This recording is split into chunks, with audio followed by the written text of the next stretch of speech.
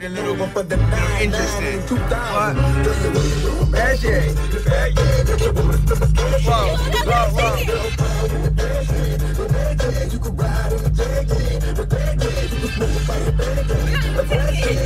Welcome back to week 2 of the Kitchen Chronicles. This is Bald-headed Barbie. And I'm Big Wave Pryce. We're gonna go into a few different things in this video as far as visiting black-owned businesses, but I'm gonna let Barbie explain a little bit of more how we're going about it, why we decided to go about it, and how we're doing that together. So for those of y'all who don't know, we're actually a part of a long-distance relationship. I actually live out in Houston, Texas, and he lives up here in New York. We decided to spend the summer together, so I'm actually out here at his place, you know, enjoying him and things. Enjoying it.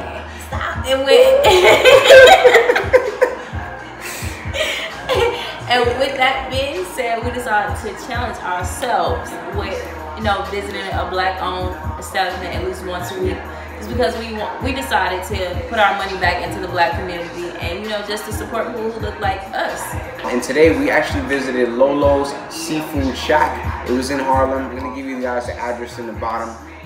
But we're gonna go into the parking, the atmosphere, the service, the food, and any other question that you may have. You can leave in the comments below. We'll be sure to get back to you about what our findings were. But we're gonna start off with customer service, since it's one of the first few things that we experienced once we got into the establishment. And I'm gonna let you go ahead and share your thoughts on it.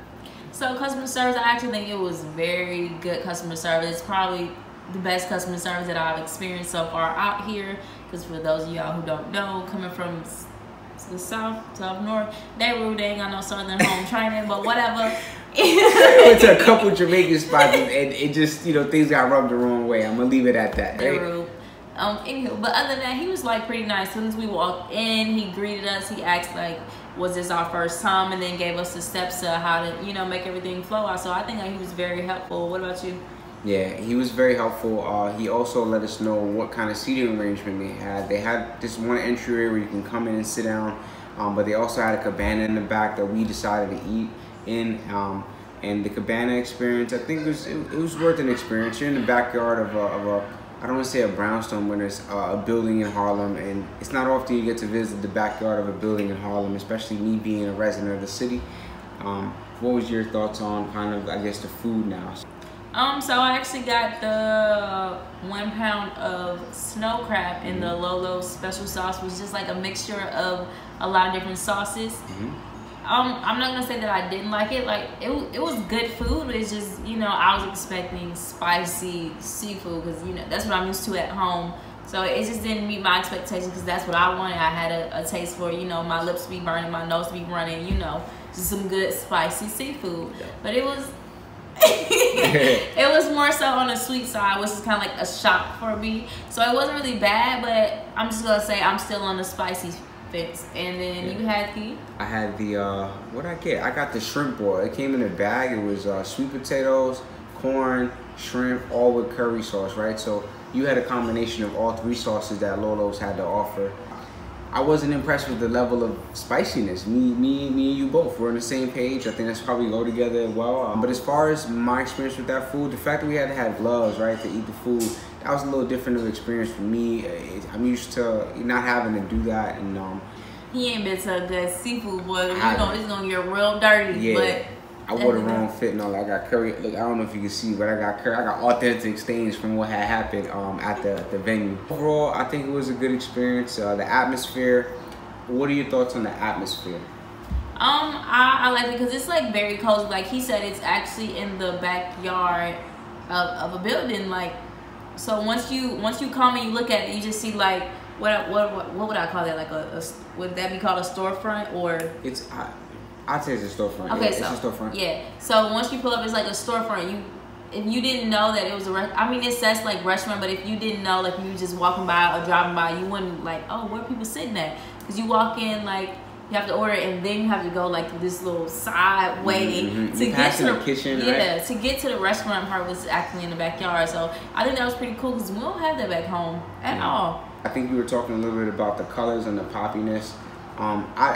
The color scheme made sense for what they were trying to accomplish. I'm not gonna go too deep into it and bash them, for making and bringing that experience to Harlem. Why not, right?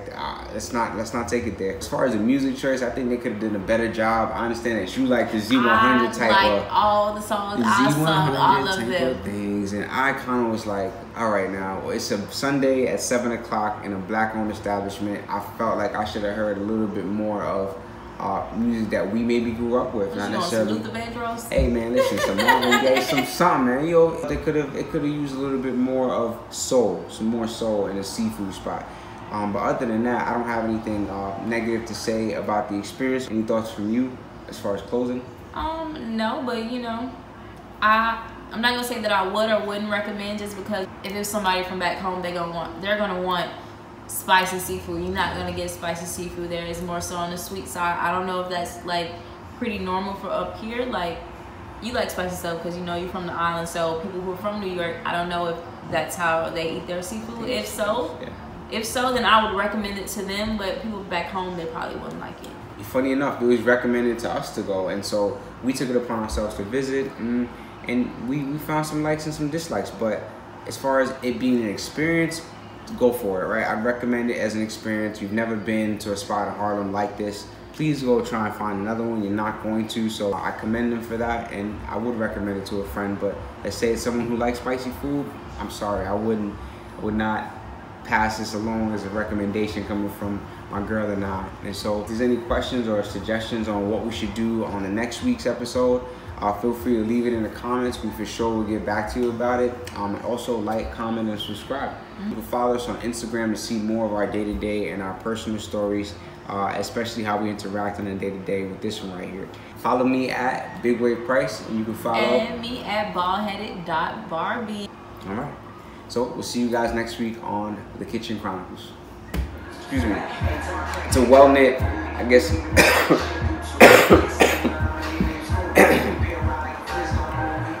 See, get you a girl, rub your back when you coughing and shit.